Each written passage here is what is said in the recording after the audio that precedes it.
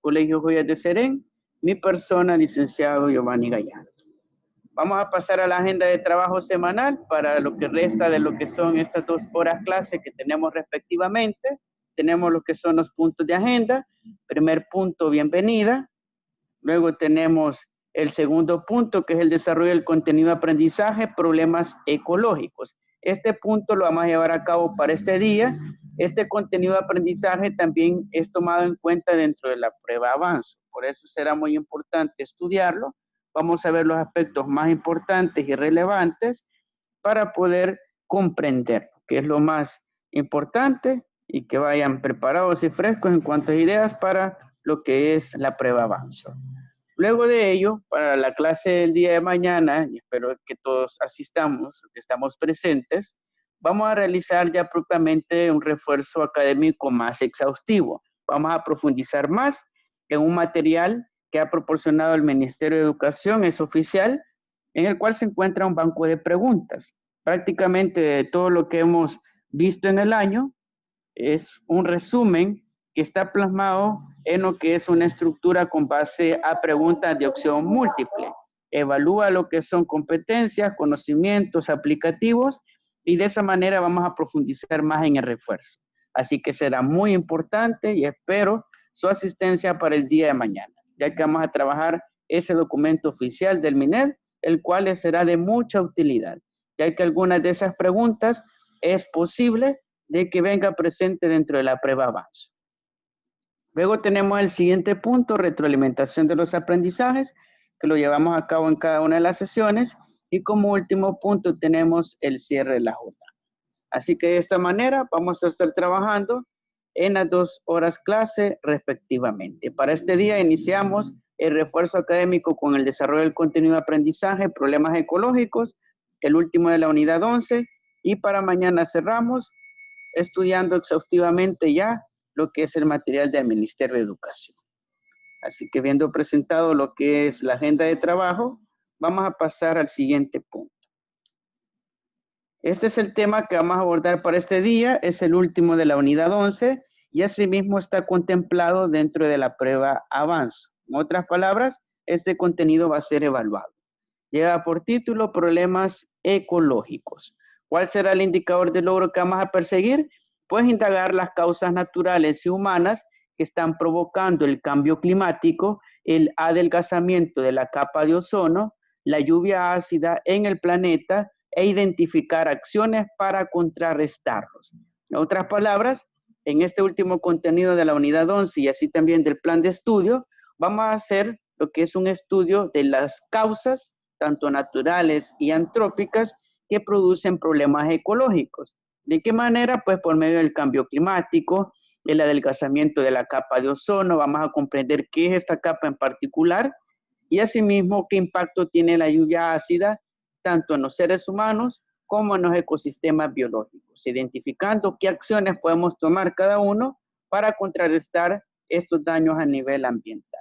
Y como podemos ver en la imagen representativa del contenido de aprendizaje, vemos claramente en esta imagen lo que es la erosión del suelo, producto de la pérdida de nutrientes y la escasez de lluvias. También tenemos en esta imagen otro problema ecológico, que son las nevadas excesivas, en las cuales se acumula más nieve de lo que debería de caer y precipitar. También tenemos efectos de tormentas tropicales que son bastante devastadores.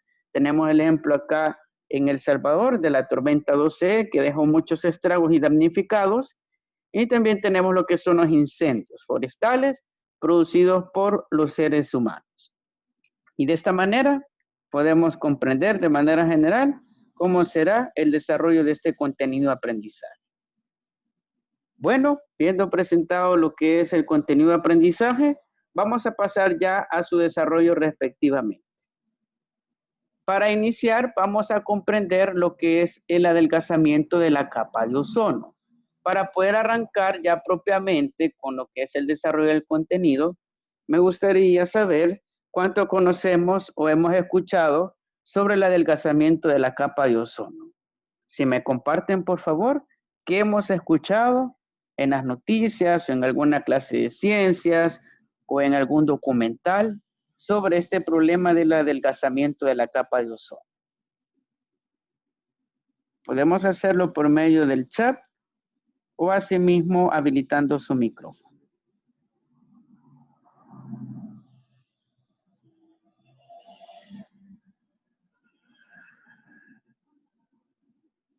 ¿Qué conocemos? ¿Qué sabemos sobre el adelgazamiento de la capa de ozono?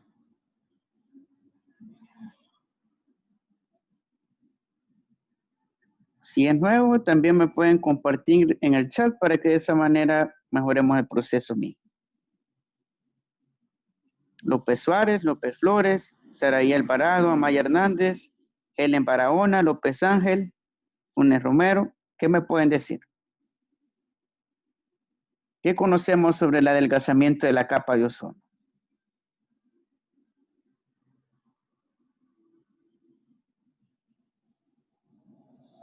¿En qué consiste este problema?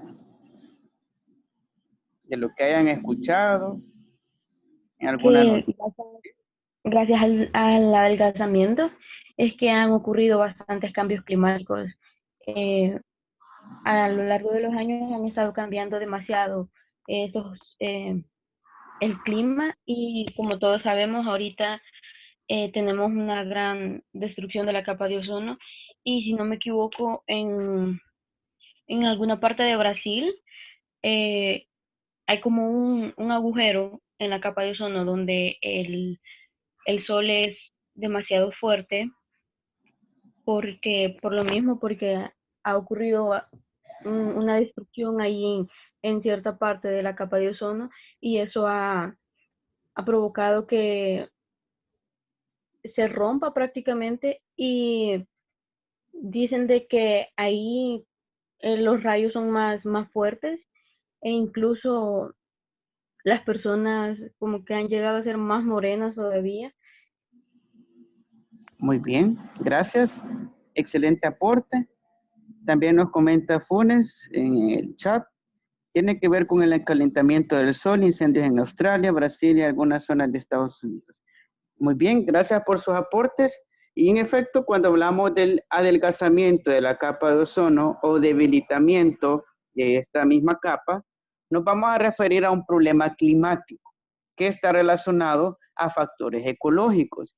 Y en ese sentido, como mencionaba su compañera, la capa de ozono es una protección contra los rayos del sol. Es como, para ponerles el ejemplo, el protector solar. Cuando vamos a la playa, nos colocamos lo que es esa crema para de esa manera filtrar la intensidad de los rayos solares y que no nos genere lo que es algún daño permanente o temporal en nuestra piel. Pues esto funciona muy similar, muy parecido, ya que en el caso del ozono, que es una molécula, está compuesta únicamente por oxígeno. Esa es su principal característica del ozono.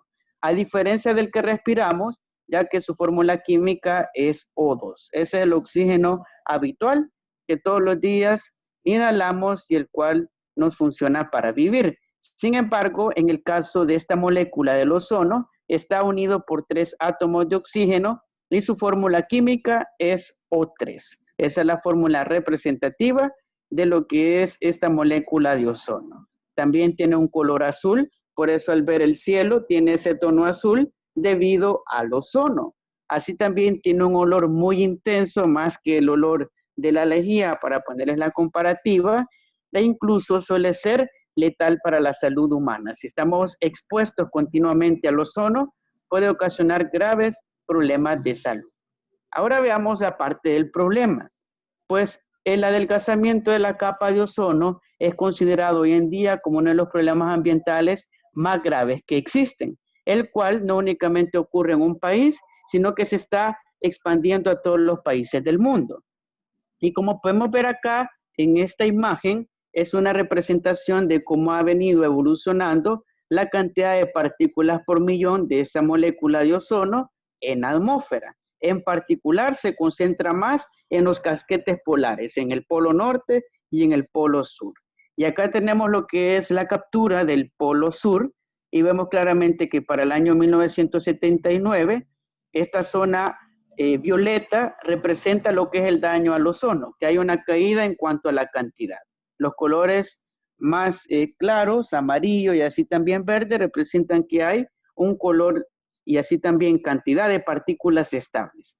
Sin embargo, si nos vamos para el año de 1989, vemos claramente de que se ha aumentado o expandido el daño al ozono. En otras palabras, en esta zona violeta hay una cantidad inferior a 130 partículas por millón de esta molécula de ozono.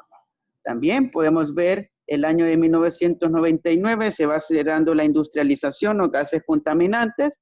Vemos claramente que está más agudizado lo que es este problema de la caída del ozono en la atmósfera, y vamos para el año 2013, en el cual claramente vemos de que está más aún aguda la situación. ¿Qué significa? Que prácticamente en estas zonas en las cuales vemos de color violeta, se puede comparar como un agujero en la atmósfera, en la cual penetran más los rayos del sol, ya que lo que realiza el ozono en la atmósfera es retener, filtra los rayos que vienen del sol, ya que si entran directamente a la Tierra, nadie en este momento estuviera vivo. Ya todos nos hubiésemos quemado, todo incendiado, debido a que son muy intensos, son rayos ultravioleta. Pues, ¿qué hace el ozono? Reduce la intensidad de esos rayos para que de esa manera permita la vida en la superficie de la Tierra. Veamos ahora la perspectiva atmosférica y la perspectiva física de este problema del adelgazamiento del ozono. Iniciemos con la perspectiva atmosférica. Acá tenemos la estratosfera, que es una capa de la atmósfera superior que está entre 10 a 50 kilómetros de altura. En otras palabras, si vamos a lo más alto, entre 10 a 50 kilómetros nos vamos a encontrar con esta capa de la atmósfera que se llama estratosfera. Pues en esta capa se encuentra lo que es el ozono. Esas partículas están en suspensión en esta capa de la atmósfera y evitan lo que es que penetren directamente los rayos ultravioleta alfa, que son estos, que son de onda larga, y los ultravioleta beta, que son de onda corta. Y claramente vemos que reducen su intensidad para que de esa manera sea sostenible la vida en el planeta Tierra. Pues, ¿qué sucede con el problema del adelgazamiento? Pues, que estos gases contaminantes como el CFC, los clorofluorocarbonos y así también los HCFC, que son halógenos, entre otros. Tenemos, por ejemplo, los aerosoles, que son las pinturas en aerosol, los refrigerantes para los vehículos. También tenemos algunos halógenos como los extintores, el bromuro de metilo que está dentro de los pesticidas que emplean en agricultura. Pues todos esos productos químicos liberan CFC o HCFC, que son clorofluorocarbonos. Característica principal de estos gases químicos, el cloro. ¿Y qué pasa con el cloro? Cuando llega a la estratosfera destruye el ozono, ya que de los 3 átomos de oxígeno que forman el O3 de la molécula de ozono, se rompe, a tal manera de que uno de esos cloros, del clorofluorocarbono, que acá vemos lo que es la molécula, se atrae con lo que es los oxígenos, a tal manera de que se queda con uno de esos oxígenos, 2 de esos oxígenos se pierden y se roba lo que es ese un oxígeno para formar lo que es monóxido de cloro. Y de esa manera se pierde desde la perspectiva atmosférica lo que es esta molécula tan importante como lo es el ozono. También tenemos la perspectiva física de cómo funciona esta problemática. Tenemos acá los clorofluorocarbonos, los CFC, que están compuestos por carbono, cloro y flúor.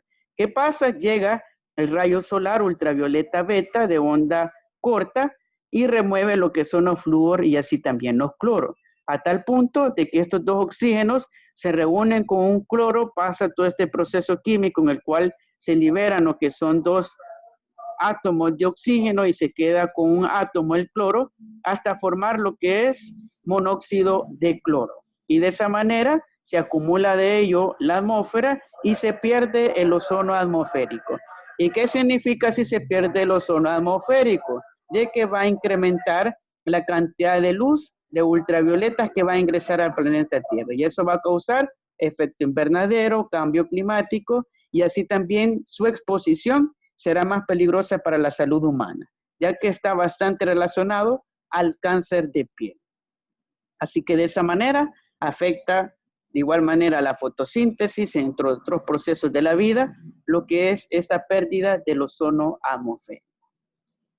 También tenemos otro problema ecológico asociado a los seres humanos, como lo es la lluvia ácida. Este problema es muy habitual dentro de las grandes ciudades, las grandes urbes, debido a la emisión de gases contaminantes. ¿Cómo podemos definir a la lluvia ácida? Pues es un problema de gran magnitud, ya que sus efectos son irreversibles.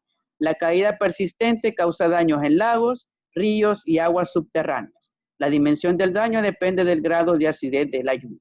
En otras palabras, esta lluvia ácida, si vemos acá en la parte de la imagen, vemos claramente de que la ciudad, la industria y los vehículos emiten gases que van directamente a la atmósfera. ¿Y qué sucede? Pues los gases que emiten las centrales energéticas y fábricas, como también los vehículos, van directamente a la atmósfera y están compuestos por ácido sulfúrico, cuya fórmula química es H2SO4, y ácido nítrico, cuya fórmula química es HNO3. ¿Qué sucede con estos ácidos que son pequeñas partículas que se suspenden en la atmósfera? Pues son desplazados por los vientos alisios y los llevan directamente a las nubes que son de lluvia o de precipitación, que en general son las nubes cumulonimbus. ¿Y qué sucede? Pues estas pequeñas partículas de ácido sulfúrico y ácido nítrico quedan atrapadas en las gotitas de lluvia o así también en los cristales de la nieve, a tal punto de que al momento que precipita la lluvia y la nieve llevan consigo lo que son estas pequeñas partículas de ácido sulfúrico y ácido nítrico y caen conjunto a esa agua de la lluvia.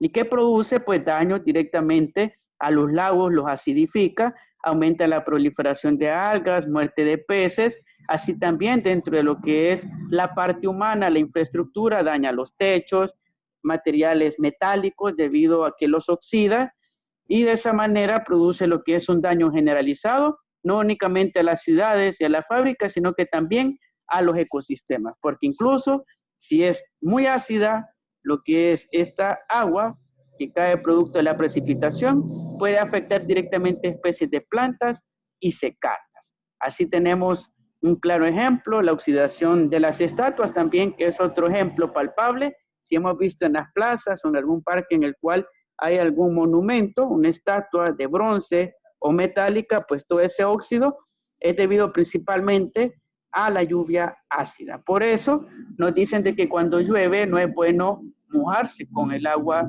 de lluvia, porque en este caso el agua de lluvia tiene un pH por arriba de 7, es ácida y puede generar resfriados o incluso algunos daños en la piel. También tenemos otro problema ecológico, que es la desertificación. Este es un problema muy grave y que se está expandiendo hoy en día por el mundo. En ese sentido, este término de desertificación nació en la conferencia de Nairobi en 1997, la cual se define a partir de este año del 77 como la desertificación de las propagaciones de condiciones desérticas a áreas áridas y semiáridas con menos de 600 milímetros de precipitación, debido a la influencia del ser humano y en las condiciones climáticas. En otras palabras, este problema de la desertificación lo podemos ver acá en estas imágenes. Claramente vemos una erosión increíble del suelo, el cual ya está tan fragmentado debido a la pérdida de nutrientes y la escasez de lluvia que se ve prácticamente fracturado. ¿Qué sucede? Pues este tipo de problema de la desertificación se debe tanto a los seres humanos como también a factores ambientales, debido a la deforestación por los seres humanos para el cultivo, el pastoreo, dentro de lo que son zonas semiáridas y sumado a la escasez de lluvias genera este tipo de suelo perdido, erosionado y así también con extremas condiciones de pérdida de nutrientes. Tristemente, a partir de esta conferencia y la definición de este término, se llegó a la conclusión de que este tipo de suelo con este daño es muy difícil de recuperarlo y restaurarlo, porque claramente vemos en la imagen que es un suelo desértico, el cual puede pasar en un bosque si se tala y se deforesta, también puede ocurrir en otros ecosistemas producto de la deforestación. Acá tenemos el mapa actual de la situación actual de la desertificación. Vemos en los colores amarillo y rojo lo que son áreas semiáridas y áridas y así también que están en peligro de desertificación. Zonas violetas son áreas afectadas directamente por la lluvia ácida y las zonas verde clara y verde oscura son áreas de extensión de bosques. Las que tienen un tono azul, que van a lo largo de la línea costera, son áreas de contaminación costera, valga la redundancia. Y como podemos ver en el mapa del mundo, claramente vemos una condición bastante grave y elevada de desertificación. Prácticamente en la gran parte de los suelos del mundo vemos palpable lo que es este problema, en el cual el suelo se está volviendo, como vimos en la imagen anterior, como suelo del desierto, en lo que antes era bosque. Asimismo, vemos claramente algunas zonas de explotación costera que suman a este problema de la desertificación. También tenemos las zonas violetas, que son áreas afectadas por la lluvia ácida. Y vemos claramente de que en el mundo prácticamente hay zonas más grandes que El Salvador que son afectadas por este tipo de lluvia. Claramente vemos de que es un problema grave que nos afecta a todos y todas. También tenemos estos dos fenómenos tropicales que están relacionados a problemas climáticos, que es el fenómeno del Niño y la Niña. Cuando hablamos de estos fenómenos, el Niño lo podemos relacionar con el calentamiento de las aguas, al contrario de la Niña, que es las bajas temperaturas. Acá tenemos la diferencia entre el fenómeno del Niño y el fenómeno de la Niña. En el caso del fenómeno del Niño, se calientan las aguas del Pacífico, ya que por eso es un fenómeno tropical, y al aumentar las temperaturas superficiales del Océano Pacífico, genera lo que son más lluvias y tormentas tropicales. ¿Y cómo lo podemos ver reflejado? Pues en el incremento de lluvias. Acá en nuestros países, cuando cae más lluvia de lo normal, es debido al fenómeno del Niño. Mientras, en el caso del fenómeno de la Niña, es lo contrario, ya que se enfrían las aguas del Pacífico, vemos claramente de que se remueve el agua caliente, ¿y qué sucede? Pues se alejan las lluvias. Hay sequías, hay olas de calor, y claramente lo vemos en esta temporada lluviosa de este actual año, que fue bastante irregular. No fueron las lluvias de siempre en cuanto a la temporada. Pues debido al fenómeno de la Niña, sentimos más calor, hay más días sin lluvias, producto de este fenómeno tropical. Y claramente lo vemos acá en estos mapas, en esta representación, el fenómeno del Niño, vemos claramente el calentamiento de las aguas del Pacífico, que tienen este tono rojo y amarillo. Se significa altas temperaturas, mientras en el caso del fenómeno de la Niña vemos un tono azul oscuro que representa el enfriamiento de las aguas del Pacífico y genera lo que es alejamiento de las tormentas y las lluvias, mientras el fenómeno del Niño trae consigo tormentas y más lluvias. Y de esta manera, uno afecta lo que son los cultivos, el fenómeno de la Niña, y el otro fenómeno del Niño incide directamente también en la pérdida de cultivos por inundaciones, incluso algunos otros desastres climáticos. Pero para todo problema ecológico tenemos lo que son soluciones, y acá lo importante. Y una de esas soluciones a nivel mundial es el protocolo de Kioto, que fue firmado en Japón por la UNCCD, que significa Unión Internacional para el Cambio Climático de los países miembros, los cuales vieron la necesidad de que todos los países reducieran lo que es sus emisiones de gases de efecto invernadero en un 5%, en un lapso de 10 años. ¿Cuáles son esos gases? Pues el dióxido de carbono, el metano, el óxido nitroso, los hidrofluorocarbonos, los perfluorocarbonos y los hexafluoro de azufre. Todos estos gases son gases contaminantes de la atmósfera que generan problemas ambientales. Pues la meta de este protocolo de Kioto fue reducirlo para el 2012 en un 22,6% y para un lapso de 10 años en un 5% de reducción. Vemos claramente, comparado a los niveles de referencia a nivel mundial, cuánto es respecto a la reducción, no es muy significativo. Sin embargo, este protocolo se firmó a finales de 1997, entró en vigencia en el 98 y se empezaron a evaluar los impactos para el 2005. Si en verdad los países tanto desarrollados, industrializados, como incluso nuestro país, que es un país miembro, realizaron lo que son medidas para reducir en un 5% sus emisiones de gases de efecto invernadero. Y podemos ver la comparativa actual de que para el año 2020 se ha reducido en un 23% la emisión de estos gases. Sin embargo, este protocolo no es suficiente, ya que no soluciona todos los problemas ambientales debido a que hoy en día se han firmado otros acuerdos, como el Acuerdo de París hace unos 3 años, que busca y pretende de que no únicamente tomar medidas para reducir los gases, sino que también llevar medidas para ejecutar lo que son acciones más significativas para el medio ambiente. Y en ese sentido, eso va a permitir de que todos los países puedan realizar estas acciones para que de esa manera sus economías no únicamente reduzcan el 5%, sino que hagan la transición a energías renovables, como lo podemos ver en el actual gobierno, que el día de ayer se inauguró lo que es una planta solar bifocal en lo que es el territorio de Sonsonate. Asimismo, también se está instaurando un parque eólico para producir lo que son energías verdes, pues todo ese tipo de tecnología y así también cambios que están haciendo los países es en razón de que ya en el caso del protocolo de Kioto no es suficiente para aliviar la problemática ambiental, sino de que se han tomado acuerdos más importantes, incluso con sanciones económicas para los países miembros. Y si vemos de que los países están cambiando a paneles solares, o acá nuestro país que está tomando esa nueva tecnología, es debido a este protocolo de Kioto y así también al Acuerdo de París. Muy bien, y con ello vamos a llegar a la parte de la retroalimentación de los aprendizajes, en la cual les voy a pedir, por favor, de que me ayuden a resolver cada una de estas preguntas. Vamos a iniciar con la primera pregunta. Nos dice qué factores deben de desaparecer para minimizar la desertificación. ¿Qué consideran de que no deben de hacer los seres humanos para evitar de que el suelo se vuelva árido? Tanto así de que el suelo de un bosque se convierta en el suelo de un desierto.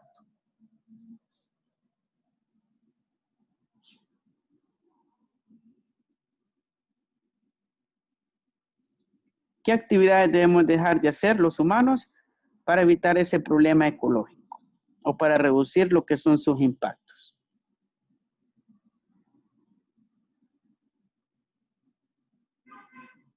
Muy bien, nos dice Funes Romero, seguir dañando la capa de ozono. Muy bien, excelente. Es uno de los factores que inciden gravemente en esta problemática. Así también nos dice Hernández Castillo, la tala de árboles. Excelente, muy bien. Y en efecto, los que han mencionado son los factores principales. En el caso de la desertificación, es debido a la deforestación. Cuando veamos la tala de árboles, ¿qué va a significar? Pues tristemente de que se va a perder los nutrientes del suelo y se va a erosionar. Y va a llegar a un punto que se va a convertir como el suelo del desierto, si no hay cubierta vegetativa. Por eso la sombra de los árboles, y acá un aspecto importante, evitan que se erosione el suelo. Por eso es importante los árboles para el medio ambiente. Y cuando ocurre la tala, la deforestación y el incremento de la emisión de gases que dañan la capa de ozono, habrá este tipo de problema que es la desertificación. Muy bien, excelentes aportes. Vamos por la siguiente pregunta. Nos dice, ¿cuál es la diferencia entre el fenómeno del niño y el fenómeno tropical de la niña? ¿Cuál es la diferencia?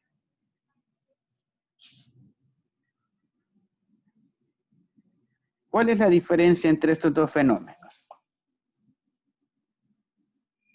Podemos participar en el chat o habilitando su micrófono.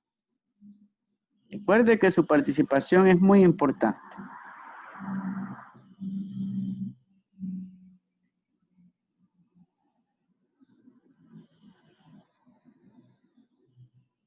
Muy bien, nos comparten en el chat. El niño trae lluvias y la niña las aleja. Excelente, y básicamente esa es la diferencia. En el caso del fenómeno del niño, se calientan las aguas del Océano Pacífico. ¿Y qué va a producir? El aumento de tormentas tropicales y así también de las lluvias a lo largo de los países y regiones que están rodeadas del Océano Pacífico. Mientras el fenómeno de la niña es todo lo contrario, porque este fenómeno producido por el enfriamiento de las aguas del Pacífico, que está relacionado al derretimiento de lo que es el polo norte, se desplazan lo que son esas aguas frías hasta lo que es la zona de convergencia intertropical centroamericana. Y eso genera el alejamiento de las lluvias y así también de las tormentas. Y trae consigo lo que son sequías y olas de calor. Muy bien. Vamos por la última pregunta. Nos dice, es una forma de contaminación que hace referencia a la caída de ácidos que se presentan en la atmósfera. ¿Cuál es ese problema ecológico? En el cual llegan ácidos a la atmósfera y luego precipitan.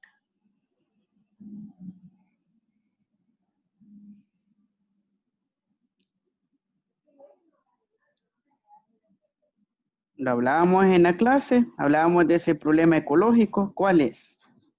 Que se caracteriza por ácidos que llegan a la atmósfera, los desplaza el viento y los arrastra Lluvia. hasta las nubes. Muy bien, gracias. Y en efecto es la lluvia ácida, ya que como les explicaba, y retomando la explicación, estos ácidos van hacia la atmósfera, que son emitidos por las industrias. Si hemos pasado por zonas industriales, hemos visto claramente los humos y los vapores que emiten las chimeneas de las fábricas, pues esos vapores llevan ácidos, ácido sulfúrico, ácido nítrico que llega a la atmósfera. ¿Y qué pasa? Pues el viento arrastra esas partículas microscópicas que son más pequeñas que un grano de azúcar, las aleja, las desplaza y las lleva hasta las zonas de convergencia donde se van a formar tormentas o lluvias.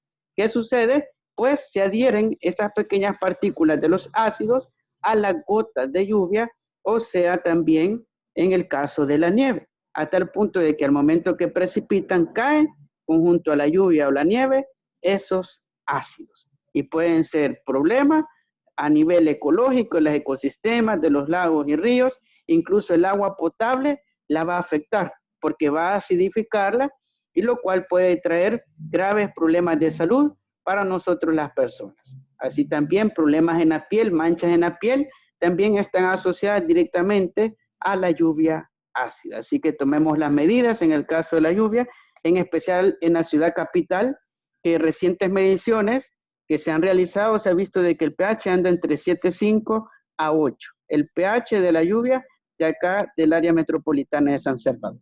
Así que tomemos esas medidas para que de esa manera evitemos algún perjuicio producto de ese tipo de contaminación de la silla. Bueno, excelentes aportes. Muchas gracias por sus respuestas. Vamos a llegar hasta este punto con la clase de este día. Si tienen alguna duda, pregunta, podemos hacerla en este momento. De lo contrario, si está todo claro, me confirman en el chat. Mientras me confirman, solo recordándoles que el día de mañana vamos a continuar con el refuerzo. Guardemos esta presentación porque es uno de los contenidos que será evaluado en la prueba avanzo. Así también el material del día de mañana que vamos a estar estudiando son ítems tipo PAES, los que vamos a ir resolviendo continuamente, que son contenidos de todo este año, y les voy a compartir los dos materiales del Ministerio de Educación para que de esa manera tengan esa base de estudio y puedan repasar, estudiar y prepararse para esa prueba. Muy bien. Gracias por confirmar. Nos vemos hasta el día de mañana. Espero tener los asistentes en la clase y que tengan un excelente día. Muchas bendiciones para su familia y nos vemos hasta la próxima sesión. Feliz día, cuídense mucho. Gracias, igual, profe, cuídese. Gracias, profe.